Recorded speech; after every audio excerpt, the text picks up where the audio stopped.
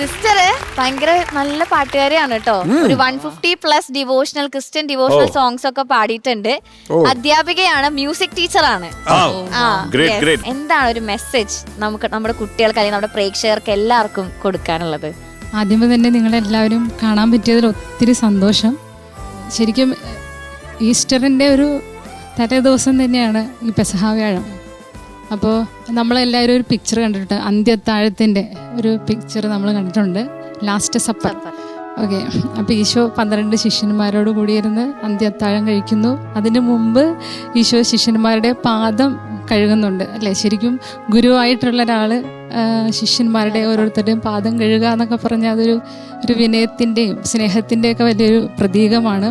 ആ ഗുരു നൽകിയ മാതൃക നമുക്കെല്ലാവർക്കും സ്വീകരിക്കാം. കാരണം നമ്മളെല്ലാവരും ഒരു വിധത്തിൽ അല്ലെങ്കിൽ മറ്റൊരു വിധത്തിൽ ഭയങ്കര ടാലൻറ്റഡ് ആയിട്ടുള്ള ആൾക്കാരാണ്.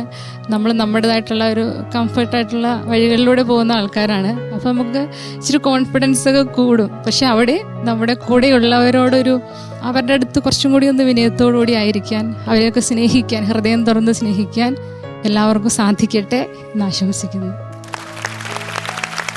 Thank you sister. എങ്ങനെയാണ് പൊതുവെ ഈസ്റ്റർ ആഘോഷങ്ങളൊക്കെ എങ്ങനെയാണ്?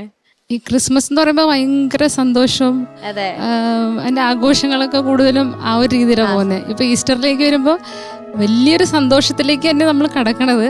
അതിനു മുമ്പ് കൂടുതലും പ്രാർത്ഥനയിലൂടെ കടന്നു പോകുന്നത്, അല്ലെങ്കിൽ കുറച്ചും കൂടി സൈലൻസിലൂടെ പ്രാർത്ഥിക്കുന്ന ദിവസങ്ങളൊക്കെയാണ് ഇപ്പോൾ പെസഹ വ്യാഴം, ദുഃഖവെള്ളി എന്നൊക്കെ പറയുന്നത്.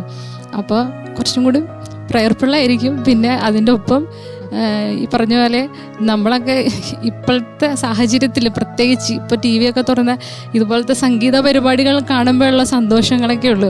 ബാക്കി ന്യൂസ് ചാനലൊക്കെ കണ്ടാൽ നമുക്ക് ഒത്തിരി വിഷമത്തിൻ്റെ അവസ്ഥയാണ്.